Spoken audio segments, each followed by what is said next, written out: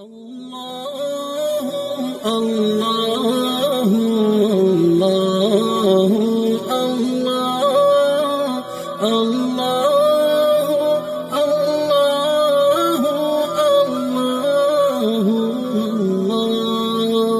اللہ اللہ۔ شراب میں غرق کر دینا چاہتے ہیں، میں بادشاہ بن کے نہیں آیا۔ لڑکیاں کسی کے اشارے پر پھولوں کی پتیاں سمیٹ کر وہاں سے ہٹ گئی تھیں۔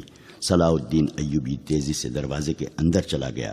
ایک وسیع کمرہ تھا، اس میں ایک لمبی میز رکھی تھی جس پر رنگ برنگے پھول بکھرے ہوئے تھے اور ان کے درمیان روسٹ کیے ہوئے بکروں کے بڑے بڑے ٹکڑے، سالم مرغ اور جانے کیسے کیسے کھانے سجے ہوئے تھے۔ صلاح الدین ایوبی رک گیا اور اپنے نائب سے پوچھا، کیا مصر کا ہر ایک باشندہ اسی قسم کا کھانا کھاتا ہے؟ نہیں حضور، نائب نے جواب دیا، غریب لوگ تو ایسے کھانے کے خواب بھی نہیں دیکھ سکتے۔ تم سب کس قوم کے فرد ہو؟ صلاح الدین ایوبی نے پوچھا، کیا ان لوگوں کی قوم الگ ہے جو ایسے کھانوں کے خواب بھی نہیں دیکھ سکتے؟ کسی طرف سے کوئی جواب نہ پا کر اس نے کہا، اس جگہ جس قدر ملازم ہیں اور یہاں جتنے سپاہی ڈیوٹی پر ہیں ان سب کو اندر بلاؤ، یہ کھانا انہیں کھلا دو۔ اس نے لپک کر ایک روٹی اٹھائی، اس پر 2-3 بوٹیاں رکھیں اور کھڑے کھڑے کھانے لگا۔ نہایت تیزی سے پوری روٹی کھا کر پانی پیا اور باڈی گارڈز کے کمانڈر ناجی کو ساتھ لے کر اس کمرے میں چلا گیا جو وائسرائے کا دفتر تھا۔ 2 گھنٹے بعد ناجی باہر نکلا، دوڑ کر اپنے گھوڑے پر سوار ہوا، پیڑ لگائی اور نظروں سے اوچھل ہو گیا۔ رات ناجی کے خاص کمرے میں اس کے 2 کمانڈر جو اس کے معتمد اور ہمراز تھے اس کے پاس بیٹھے شراب پی رہے تھے۔ ناجی نے کہا، جوانی کا جوش ہے، تھوڑے دنوں میں ٹھنڈا کر دوں گا۔ کمبخت جو بھی بات کرتا ہے کہتا ہے رب کعبہ کی قسم، صلیبیوں کو سلطنت اسلامیہ سے باہر نکال کر دم لوں گا۔ صلاح الدین ایوبی، ایک کمانڈر نے طنز کیا، اتنا بھی نہیں جانتا کہ سلطنت اسلامیہ کا دم نکل چکا ہے، اب سوڈانی حکومت کریں گے۔ کیا آپ نے اسے بتایا نہیں کہ یہ 50,000 کا لشکر سوڈانی ہے؟ دوسرے کمانڈر نے ناجی سے پوچھا، اور یہ لشکر جسے وہ اپنی فوج سمجھتا ہے صلیبیوں کے خلاف نہیں لڑے گا؟ تمہارا دماغ ٹھکانے ہے؟ ناجی نے کہا، میں اسے یہ یقین دلانا چاہتا ہوں کہ یہ 50,000 سوڈانی شیر اس کے اشارے پر صلیبیوں کے پرخچے اڑا دیں گے۔ لیکن ناجی چپ ہو کر سوچ میں پڑ گیا۔ لیکن کیا؟ اس نے مجھے حکم دیا ہے کہ مصر کے باشندوں کی ایک فوج تیار کرو۔ ناجی نے کہا، اس نے کہا ہے کہ ایک ہی ملک کی فوج مناسب نہیں ہوتی، وہ مصر کے لوگوں کو بھرتی کر کے ہماری فوج میں شامل کرنا چاہتا ہے۔ تو آپ نے کیا جواب دیا؟ میں نے کہا ہے کہ آپ کے حکم کی تعمیل ہوگی۔ ناجی نے جواب دیا، مگر میں ایسے حکم کی تعمیل نہیں کروں گا۔ مزاج کا کیسا ہے؟ ادروش نے پوچھا۔ ضد کا پکا معلوم ہوتا ہے، ناجی نے جواب دیا۔ آپ کی دانش اور تجربے کے سامنے وہ کچھ بھی نہیں لگتا۔ دوسرے کمانڈر نے کہا، نیا نیا امیر مصر بن کے آیا ہے، کچھ روز یہ نشہ طاری رہے گا۔ میں یہ نشہ اترنے نہیں دوں گا، ناجی نے کہا، اسے اسی نشے میں بدمست کر کے ماروں گا۔ بہت دیر تک یہ تینوں صلاح الدین ایوبی کے خلاف باتیں کرتے رہے اور اس مسئلے پر غور کرتے رہے کہ اگر صلاح الدین ایوبی نے ناجی کی بے تاج بادشاہی کے لیے خطرہ پیدا کر دیا تو وہ کیا کارروائی کریں گے۔ ادھر سلطان صلاح الدین ایوبی اپنے نائبین کو سامنے بٹھائے یہ ذہن نشین کرا رہا تھا کہ وہ حکومت کرنے نہیں آیا اور نہ کسی کو حکومت کرنے دے گا۔ اس نے انہیں کہا کہ اسے جنگی طاقت کی ضرورت ہے، اور اس نے یہ بھی کہا کہ اسے یہاں کا فوجی ڈھانچہ بالکل پسند نہیں۔ 50,000 باڈی گارڈز سوڈانی ہیں، ہمیں ہر خطے کے باشندوں کو یہ حق دینا ہے کہ وہ ہماری فوج میں آئیں، اپنے جوہر دکھائیں اور مال غنیمت میں سے اپنا حصہ وصول کریں۔ یہاں کے عوام کا معیار زندگی اسی طرح بلند ہو سکتا ہے۔ صلاح الدین ایوبی نے انہیں بتایا، میں نے ناجی سے کہہ دیا ہے کہ وہ عام بھرتی شروع کر دے۔ کیا آپ کو یقین ہے کہ وہ آپ کے حکم کی تعمیل کرے گا؟ ایک ناظم نے ان سے پوچھا، کیا وہ حکم کی تعمیل سے گریز کرے گا؟ وہ گریز کر سکتا ہے، ناظم نے جواب دیا۔ فوجی امور اسی کے سپرد ہیں، وہ کسی سے حکم لیا نہیں کرتا، اپنی منوایا کرتا ہے۔ صلاح الدین ایوبی خاموش رہا، جیسے اس پر کچھ اثر ہی نہ ہوا ہو۔ اس نے سب کو رخصت کر دیا اور صرف علی بن سفیان کو اپنے ساتھ رکھا۔ علی بن سفیان جاسوسی اور جوابی جاسوسی کا ماہر تھا۔ اسے صلاح الدین ایوبی بغداد سے اپنے ساتھ لایا تھا۔ وہ ادھیڑ عمر کا آدمی تھا، اداکاری، چرب زبانی اور بھیس بدلنے میں مہارت رکھتا تھا۔ جنگوں میں اس نے جاسوسی بھی کی تھی اور جاسوسوں کو پکڑا بھی تھا۔ اس کا اپنا گروہ تھا جو آسمان سے تارے بھی توڑ لاتا تھا۔ صلاح الدین ایوبی کو جاسوسی کی اہمیت سے واقفیت تھی۔ فنی مہارت کے علاوہ علی میں وہی جذبہ تھا جو صلاح الدین ایوبی میں تھا۔ تم نے سنا علی؟ صلاح الدین نے کہا، یہ لوگ کہہ گئے ہیں کہ ناجی کسی سے حکم لیا نہیں کرتا، اپنی منوایا کرتا ہے۔ ہاں، علی نے جواب دیا، میں نے سن لیا ہے۔ اگر میں چہرے پہچاننے میں غلطی نہیں کرتا تو میری رائے میں باڈی گارڈز کا یہ کمانڈر جس کا نام ناجی ہے ناپاک ذہنیت کا انسان ہے۔ اس کے متعلق میں پہلے سے بھی کچھ جانتا ہوں۔ یہ فوج جو ہمارے خزانے سے تنخواہ لیتی ہے دراصل ناجی کی ذاتی فوج ہے۔ اس نے حکومتی حلقوں میں ایسی سازشیں کی ہیں جنہوں نے انتظامی ڈھانچے کو بے حد کمزور کر دیا ہے۔ آپ کا یہ فیصلہ بالکل بجا ہے کہ فوج میں یہاں کے ہر خطے کے سپاہی ہونے چاہیے۔ میں آپ کو تفصیلی معلومات فراہم کروں گا۔ مجھے شک ہے کہ سوڈانی فوج ناجی کی وفادار ہے، ہماری نہیں۔ آپ کو اس فوج کی تربیت اور تنظیم بدلنی پڑے گی یا ناجی کو سبکدوش کرنا پڑے گا۔ میں اپنی صفوں میں ہی اپنے دشمن پیدا نہیں کرنا چاہتا، صلاح الدین ایوبی نے کہا۔ ناجی گھر کا بھیدی ہے، اسے سبکدوش کر کے اپنا دشمن بنا لینا دانشمندی نہیں۔ ہماری تلوار غیروں کے لیے ہے، اپنوں کا خون بہانے کے لیے نہیں۔ میں ناجی کی ذہنیت کو پیار اور محبت سے بدل سکتا ہوں۔ تم اس فوج کی ذہنیت معلوم کرنے کی کوشش کرو اور مجھے صحیح اطلاع دو کہ فوج کہاں تک ہماری وفادار ہے۔ مگر ناجی اتنا کچا آدمی نہیں تھا۔ اس کی ذہنیت پیار اور محبت کے بکھیڑوں سے آزاد تھی۔ اسے اگر پیار تھا تو اپنے اقتدار اور شیطانیت کے ساتھ تھا۔ اس لحاظ سے وہ پتھر تھا، مگر جسے اپنے جال میں پھنسانا چاہتا اس کے سامنے موم ہو جاتا تھا۔ اس نے صلاح الدین ایوبی کے ساتھ یہی رویہ اختیار کیا۔ اس کے سامنے وہ بیٹھتا نہیں تھا، ہاں میں ہاں ملاتا چلا جاتا تھا۔ اس نے مصر کے مختلف خطوں سے ایوبی کے حکم کے مطابق فوج کے لیے بھرتی شروع کر دی تھی، حالانکہ یہ کام اس کی مرضی کے خلاف تھا۔ دن گزرتے جا رہے تھے، صلاح الدین ایوبی اسے کچھ پسند کرنے لگا تھا۔ ناجی نے اسے یقین دلایا تھا کہ سوڈانی باڈی گارڈ فوج حکم کی منتظر ہے اور یہ قوم کی توقعات پر پوری اترے گی۔ ناجی صلاح الدین ایوبی کو 2-3 مرتبہ کہہ چکا تھا کہ وہ باڈی گارڈز کی طرف سے اسے دعوت دینا چاہتا ہے اور فوج اس کے اعزاز میں جشن منانے کے لیے بےتاب ہے، لیکن صلاح الدین ایوبی مصروفیت کی وجہ سے یہ دعوت قبول نہیں کر سکا تھا۔ رات کا وقت تھا۔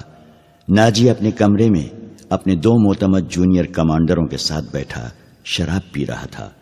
2 ناچنے والیاں سازوں کی ہلکی ہلکی موسیقی پر مستی میں آئی ہوئی ناگنوں کی طرح مسحور کن اداؤں سے رقص کر رہی تھیں۔ ان کے پاؤں میں گھنگرو نہیں تھے، ان کے جسموں پر کپڑے صرف اسی قدر تھے کہ کہ ان کے صدر ڈھکے ہوئے تھے۔ اس رقص میں قمار کا تاثر تھا۔ دربان اندر آیا اور ناجی کے کان میں کچھ کہا۔ ناجی جب شراب اور رقص میں محو ہوتا تھا تو کوئی مقل ہونے کی جرت نہیں کر سکتا تھا۔ صرف دربان کو معلوم تھا کہ وہ کون سا ضروری کام ہے جس کی خاطر ناجی عیش و طرب کی محفل سے اٹھا کرتا ہے، ورنہ وہ اندر آنے کی جرت نہ کرتا۔ اس کی بات سنتے ہی ناجی باہر نکل گیا اور دربان اسے دوسرے کمرے میں لے گیا۔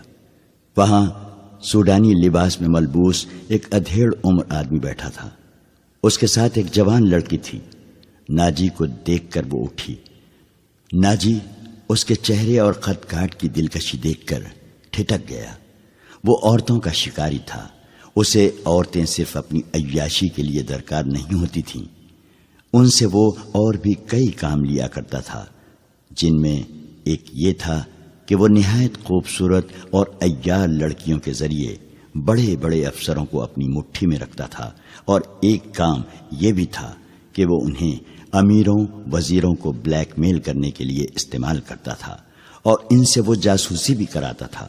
جس طرح قصاب جانور کو دیکھ کر بتا دیتا ہے کہ اس کا گوشت کیسا ہے، اسی طرح ناجی لڑکی کو دیکھ کر اندازہ کر لیا کرتا تھا کہ وہ کس کام کے لیے موزوں ہے۔ لڑکیوں کے بیوپاری اور بردہ فروش اکثر ناجی کے پاس مال لاتے رہتے تھے۔ یہ آدمی بھی ایسے ہی بیوپاریوں میں سے لگتا تھا۔ لڑکی کے متعلق اس نے بتایا کہ تجربے کار ہے، ناچ بھی سکتی ہے، اور پتھر کو زبان کے میٹھے زہر سے پانی میں تبدیل کر سکتی ہے۔ ناجی نے اس کا تفصیلی انٹرویو لیا۔ وہ اس فن کا ماہر تھا۔ اس کے مطابق اس نے لڑکی کا امتحان لیا اور اس نے یہ رائے قائم کی کہ جس کام کے لیے وہ ایک اور لڑکی کو تیار کر رہا تھا، اس کے لیے یہ لڑکی تھوڑی سی ٹریننگ کے بعد موزوں ہو سکتی ہے۔ سودا طے ہو گیا۔ بیوپاری قیمت وصول کر کے چلا گیا۔ ناجی لڑکی کو اس کمرے میں لے گیا جہاں اس کے دو ساتھی رقص اور شراب سے دل بہلا رہے تھے۔ اس نے لڑکی کو ناچنے کے لیے کہا۔ لڑکی نے جب چوغا اتار کر جسم کو دو ہی بل دیے تو ناجی اور اس کے ساتھی تڑپ اٹھے۔ پہلی دونوں ناچنے والیوں کے رنگ پیلے پڑ گئے۔ اس نئی لڑکی کے سامنے ان کی قدر و قیمت کم ہو گئی تھی۔ ناجی نے اسی وقت محفل برخاست کر دی اور اس لڑکی کو اپنے پاس بٹھا کر سب کو باہر نکال دیا۔ لڑکی سے نام پوچھا تو اس نے زکوئی بتایا۔ ناجی نے اسے کہا، زکوئی، تمہیں یہاں لانے والے نے بتایا تھا کہ تم پتھر کو پانی میں تبدیل کر سکتی ہو۔ میں تمہارا یہ کمال دیکھنا چاہتا ہوں۔ وہ پتھر کون ہے؟ زکوئی نے پوچھا۔ نیا امیر مصر، ناجی نے جواب دیا۔ وہ سالار اعظم بھی ہے۔ صلاح الدین ایوبی؟ زکوئی نے پوچھا۔ ہاں، صلاح الدین ایوبی، ناجی نے کہا۔ اگر تم اسے پانی میں تبدیل کر دو تو اس کے وزن جتنا سونا تمہارے قدموں میں رکھ دوں گا۔ وہ شراب تو پیتا ہوگا؟ نہیں، ناجی نے جواب دیا۔ شراب، عورت، ناچ گانے اور تفریح سے وہ اتنی ہی نفرت کرتا ہے جتنی ہر مسلمان خنزیر سے کرتا ہے۔ میں نے سنا تھا کہ آپ کے پاس لڑکیوں کا ایسا طلسم ہے جو نیل کی روانی کو روک لیتا ہے۔ زکوئی نے کہا۔ کیا وہ طلسم بیکار ہو گیا ہے؟ میں نے ابھی آزمایا نہیں، ناجی نے کہا۔ یہ کام تم کر سکتی ہو۔ میں صلاح الدین ایوبی کی عادتوں کے متعلق تمہیں بہت کچھ بتاؤں گا۔ کیا آپ اسے زہر دینا چاہتے ہیں؟ زکوئی نے پوچھا۔ ابھی نہیں، ناجی نے جواب دیا۔ میری اس کے ساتھ کوئی دشمنی نہیں، میں صرف یہ چاہتا ہوں کہ وہ ایک بار کسی تم جیسی لڑکی کے جال میں پھنس جائے، پھر میں اسے اپنے پاس بٹھا کر شراب پلاؤں۔ اگر اسے قتل کرنا مقصود ہوتا تو میں یہ کام حشیش سے نہایت آسانی سے کرا سکتا تھا۔ یعنی آپ اس کے ساتھ دشمنی نہیں، دوستی کرنا چاہتے ہیں؟ زکوئی نے کہا۔ اتنا برجستہ جملہ سن کر ناجی چند لمحے لڑکی کو دیکھتا رہا. وہ اس کی توقع سے زیادہ ذہین تھی. ہاں زکوئی. ناجی نے اس کے ملائم بالوں پر ہاتھ پھیر کر کہا, میں اس کے ساتھ دوستی کرنا چاہتا ہوں, ایسی دوستی کہ وہ میرا ہم نوالا ہم پیالہ بن جائے. آگے میں جانتا ہوں کہ مجھے اس سے کیا کام لینا ہے. ناجی نے کہا اور ذرا سوچ کر بولا, لیکن میں تمہیں یہ بھی بتا دینا ضروری سمجھتا ہوں کہ ایک جادو صلاح الدین ایوبی کے ہاتھ میں بھی ہے. اگر تمہارے حسن اور ناز و انداز پر اس کا جادو چل گیا تو میں تمہیں زندہ نہیں رہنے دوں گا. اگر تم نے مجھے دھوکہ دیا تو تم ایک دن سے زیادہ زندہ نہیں رہ سکو گی. صلاح الدین ایوبی تمہیں موت سے بچا نہیں سکے گا. تمہاری زندگی اور موت میرے ہاتھ میں ہے. تم مجھے دھوکہ نہیں دے سکو گی.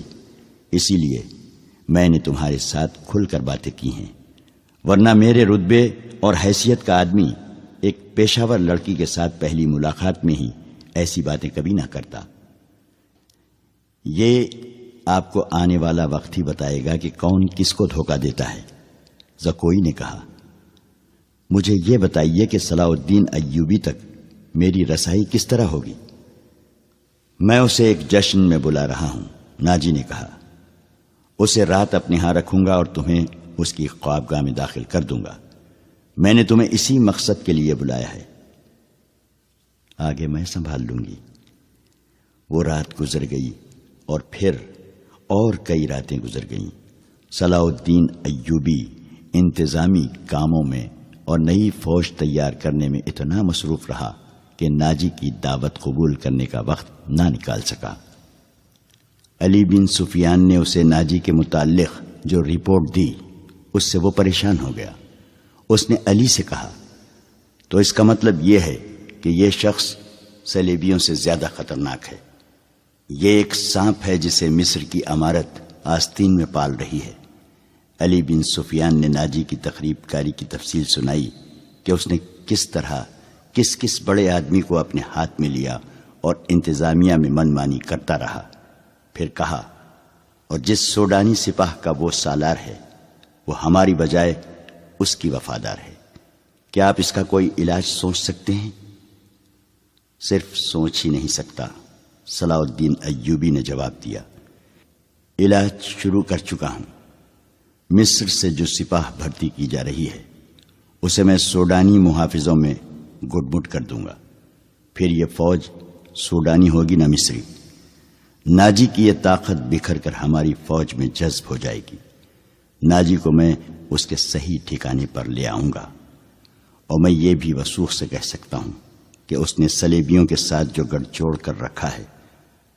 علی بن سفیان نے کہا, آپ سلطنت اسلامیہ کو ایک مضبوط مرکز پر لا کر اسلام کو وسعت دینا چاہتے ہیں, مگر ناجی آپ کے خواب کو دیوانے کا خواب بنا رہا ہے.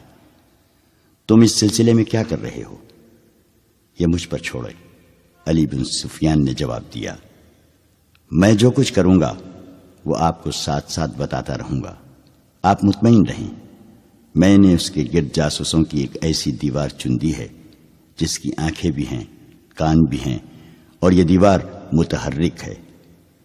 یوں سمجھ لیں کہ میں نے اسے اپنے جاسوسی کے قلعے میں قید کر لیا ہے. صلاح الدین ایوبی کو علی بن سفیان پر اس قدر اعتماد تھا کہ اس سے اس کی درپردہ کارروائی کی تفصیل نہ پوچھی.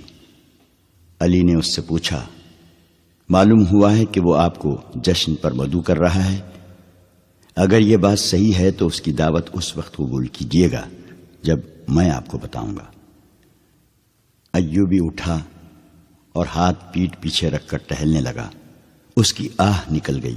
وہ رک گیا اور بولا, بن سفیان, زندگی اور موت اللہ کے ہاتھ میں ہے.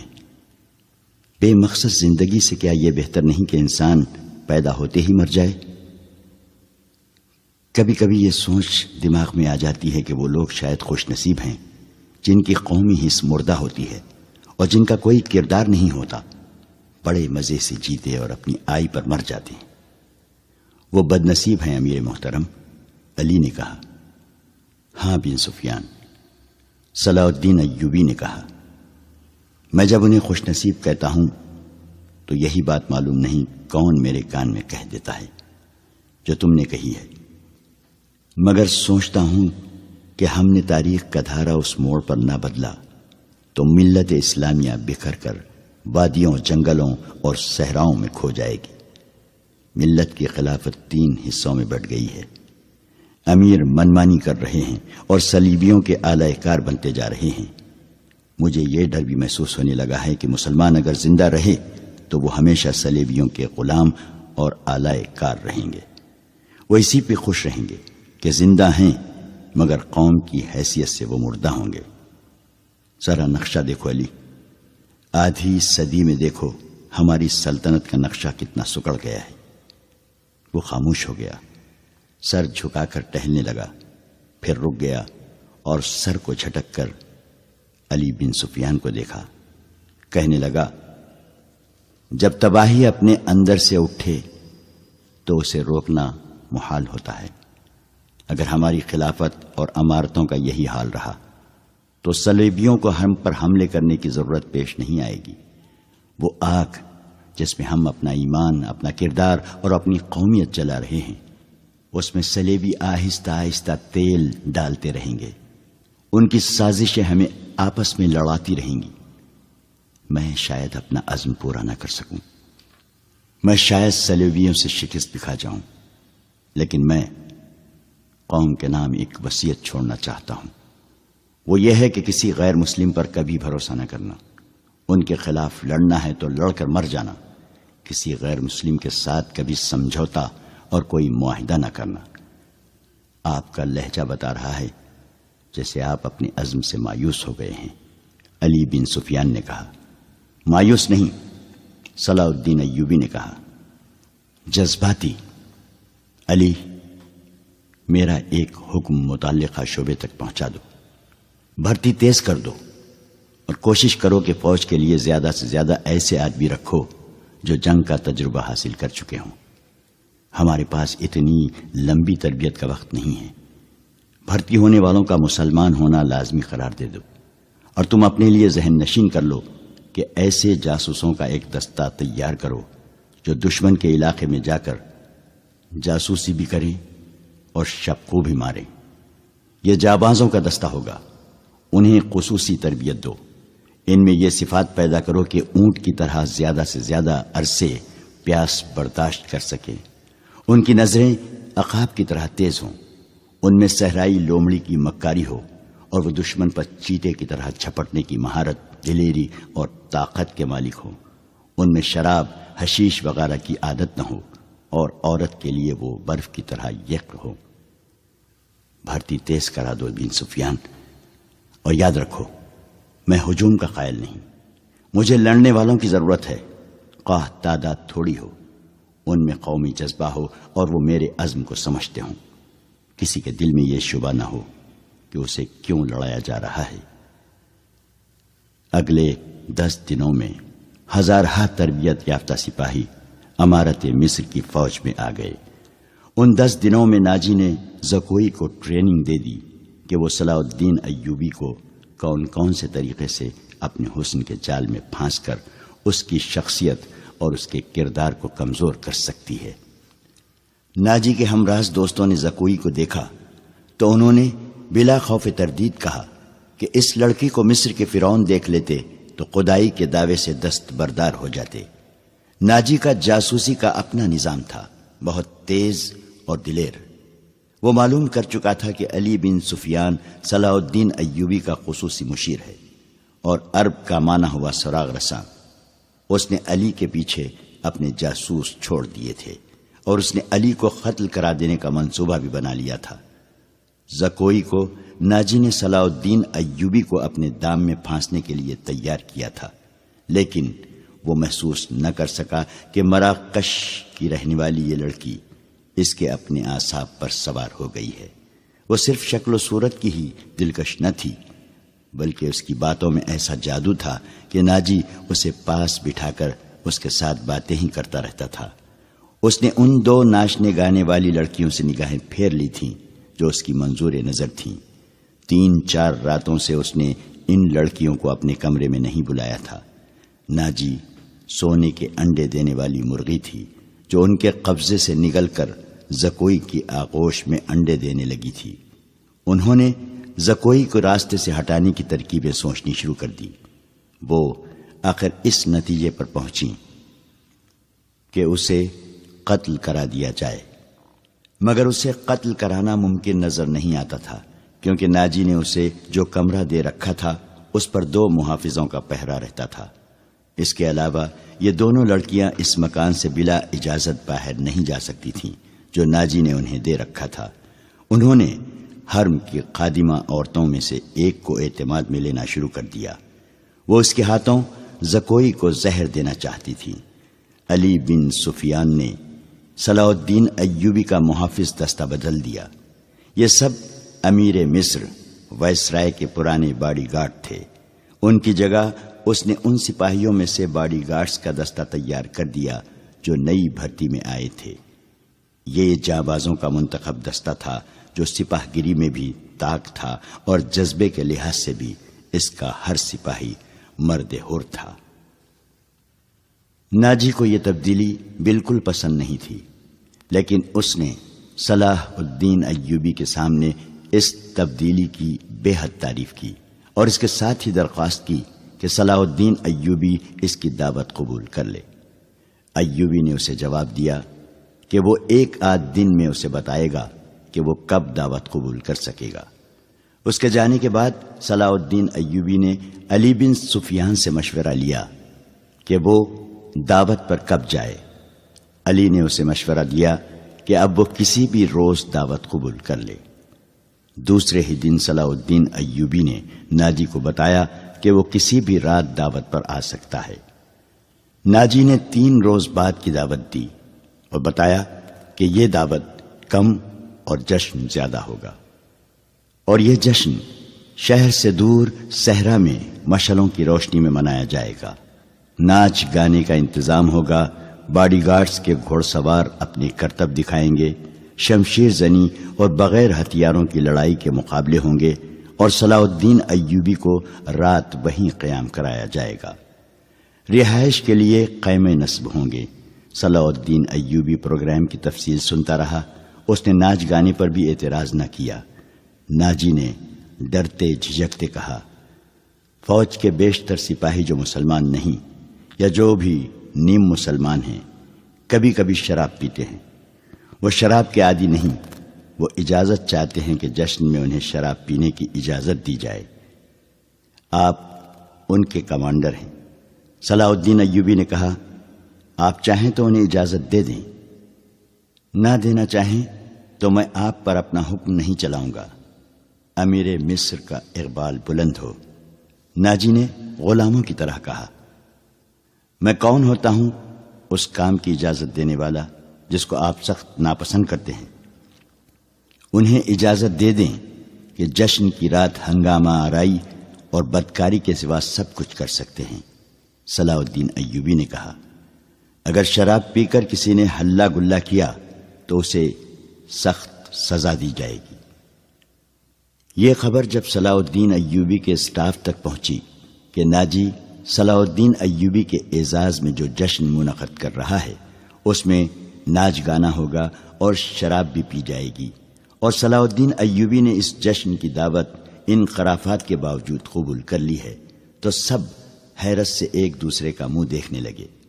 کسی نے کہا کہ ناجی جھوٹ بولتا ہے، وہ دوسروں پر اپنا رعب ڈالنا چاہتا ہے، اور کسی نے یہ رائے دی کہ ناجی کا جادو صلاح الدین ایوبی پر بھی چل گیا ہے۔ یہ رائے ان سربراہوں کو پسند آئی جو ناجی کے ہم نوالا اور ہم پیالہ تھے۔ صلاح الدین ایوبی نے چارج لیتے ہی ان کے لیے عیش و عشرت، شراب نوشی اور بدکاری جرم قرار دے دی تھی۔ اس نے ایسا سخت ڈسپلن رائج کر دیا تھا کہ کسی کو بھی پہلے کی طرح فرائض سے کوتاہی کی جرت نہیں ہوتی تھی۔ وہ اس پر خوش تھے کہ آج نئے امیر مصر نے کسی دعوت میں شراب اور رقص کی اجازت دے دی ہے، تو کل پرسوں وہ خود بھی ان رنگینیوں کا رسیہ ہو جائے گا۔ صرف علی بن سفیان تھا جسے معلوم تھا کہ صلاح الدین ایوبی نے خرافات کی اجازت کیوں دی ہے۔ جشن کی شام آ گئی۔ ایک تو چاندنی رات تھی، صحرا کی چاندنی اتنی شفاف ہوتی ہے کہ ریت کے ذرے بھی نظر آ جاتے ہیں۔ دوسرے ہزارہا مشعلوں نے وہاں صحرا کی رات کو دن بنا دیا تھا۔ باڈی گارڈز کا ہجوم تھا جو ایک وسیع میدان کے گرد دیواروں کی طرح کھڑا تھا۔ ایک طرف صلاح الدین ایوبی کے بیٹھنے کے لیے جو مسند رکھی گئی تھی وہ کسی بہت بڑے بادشاہ کا تخت معلوم ہوتی تھی۔ اس کے دائیں بائیں بڑے رتبوں کے مہمانوں کی نشستیں تھیں۔ اس وسیع و عریض تماشا گاہ سے تھوڑی دور مہمانوں کے لیے نہایت خوبصورت خیمے نصب تھے۔ ان سے ہٹ کر ایک بڑا خیمہ صلاح الدین ایوبی کے لیے نصب کیا گیا تھا جہاں اسے رات بسر کرنی تھی۔ علی بن سفیان نے سورج غروب ہونے سے پہلے وہاں جا کر اس خیمے کے ارد گرد محافظ کھڑے کر دیے تھے۔ جب علی بن سفیان وہاں محافظ کھڑے کر رہا تھا، ناجی زکوئی کو آخری ہدایات دے رہا تھا۔ اس شام زکوئی کا حسن کچھ زیادہ ہی نکھر رہا تھا۔ اس کے جسم سے ایسے عطر کی بھینی بھینی بو اٹھ رہی تھی جس میں سحر کا تاثر تھا۔ اس نے بال اوریاں کندھوں پر پھیلا دیے تھے۔ سفید کندھوں پر سیاہی مائل بھورے بال زاہدوں کی نظروں کو گرفتار کرتے تھے۔ اس کا لباس اس قدر باریک تھا کہ اس کے جسم کے تمام نشیب و فراز صاف نظر آتے تھے۔ اس کے ہونٹوں پر قدرتی تبسم ادھ کھلی کلی کی مانند تھا۔ ناجی نے اسے سر سے پاؤں تک دیکھا اور کہا، صلاح الدین ایوبی پر تمہارے جسمانی حسن کا شاید اثر نہ ہو، اپنی زبان استعمال کرنا۔ وہ سبق بھولنا نہیں جو میں اتنے دنوں سے تمہیں پڑھا رہا ہوں، اور یہ بھی نہ بھولنا کہ اس کے پاس جا کر اس کی لونڈی نہ بن جانا، انجیر کا وہ پھول بن جانا جو درخت کی چوٹی پر نظر آتا ہے مگر درخت پر چڑھ کر دیکھو تو غائب ہو جاتا ہے۔ اسے اپنے قدموں میں بٹھا لینا۔ میں تمہیں یقین دلاتا ہوں کہ تم اس پتھر کو پانی میں تبدیل کر لو گی۔ اسی سرزمین میں کلیوپاترا نے سیزر جیسے مرداہن کو اپنے حسن و جوانی سے پگھلا کر مصر کی ریت میں بہا دیا تھا۔ کلیوپاترا تم سے زیادہ خوبصورت نہیں تھی۔ میں نے تمہیں جو سبق دیے ہیں وہ کلیوپاترا کی چالیں تھی۔ عورت کی یہ چالیں کبھی ناکام نہیں ہو سکتی۔ زکوئی مسکرا رہی تھی اور بڑے غور سے سن رہی تھی۔ مصر کی ریت نے ایک اور کلیوپاترا کو حسین ناگن کی طرح جنم دیا تھا۔ مصر کی تاریخ اپنے آپ کو دہرانے والی تھی۔ سورج غروب ہو گیا تو مشعلیں جل اٹھیں۔ صلاح الدین ایوبی گھوڑے پر سوار آ گیا۔ اس کی دائیں بائیں اور آگے اور پیچھے اس کے ان محافظوں کے گھوڑے تھے جو علی بن سفیان نے منتخب کیے تھے۔ اسی دستے میں سے اس نے 10 محافظ شام سے پہلے ہی یہاں لا کر صلاح الدین ایوبی کے خیمے کے گرد کھڑے کر دیے تھے۔ سازوں نے دف کی آفاس پر استقبالیہ دھن بجائی اور صحرا امیر مصر صلاح الدین ایوبی زندہ باد کے نعروں سے گونجنے لگا۔ ناجی نے آگے بڑھ کر استقبال کیا اور کہا، آپ کے جانثار عظمت اسلام کے پاسبان آپ کو بصر و چشم خوش آمدید کہتے ہیں۔ ان کی بے تابیاں اور بے قراریاں دیکھیے، آپ کے اشارے پر کٹ مریں گے۔ اور خوش آمد کے لیے اسے جتنے الفاظ یاد آئے اس نے کہہ ڈالے۔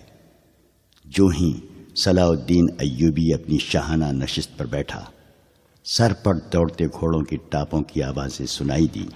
گھوڑے جب مشعلوں کی روشنی میں آئے تو سب نے دیکھا کہ 4 گھوڑے دائیں سے اور 4 بائیں سے دوڑے آ رہے تھے۔ ہر ایک پر ایک ایک سوار تھا۔ ان کے پاس ہتھیار نہیں تھے، وہ ایک دوسرے کے آمنے سامنے آ رہے تھے۔ صاف ظاہر تھا کہ وہ ٹکرا جائیں گے۔ کسی کو معلوم نہیں تھا کہ وہ کیا کریں گے۔ وہ ایک دوسرے کے قریب آئے تو دونوں فریقوں کے سوار رکابوں میں پاؤں جما کر کھڑے ہو گئے۔ پھر انہوں نے نگاہیں ایک ایک ہاتھ میں کر لی اور دوسرے بازو پھیلا دیے۔ دونوں اطراف کے گھوڑے بالکل آمنے سامنے آ گئے اور سواروں کی دونوں پارٹیاں ایک دوسری سے الجھ گئیں۔ سواروں نے ایک دوسرے کو پکڑنے اور گھوڑے سے گرانے کی کوشش کی۔ جب گھوڑے آگے نکل گئے تو 2 سوار جو گھوڑوں سے گر پڑے تھے ریت پر قلا بازیاں کھا رہے تھے۔ ایک طرف کے ایک سوار نے دوسری طرف کے ایک سوار کو ایک بازو میں جکڑ کر اسے گھوڑے سے اٹھا لیا تھا اور اسے اپنے گھوڑے پر ڈال کر لے جا رہا تھا۔ ہجوم نے اس قدر شور بپا کیا کہ اپنی آواز اپنے آپ کو بھی نہیں سنائی دیتی تھی۔ یہ سوار اندھیرے میں غائب ہوئے تو دونوں طرف سے 4 اور گھوڑے آئے اور اسی طرح مقابلہ ہوا۔ اس طرح 8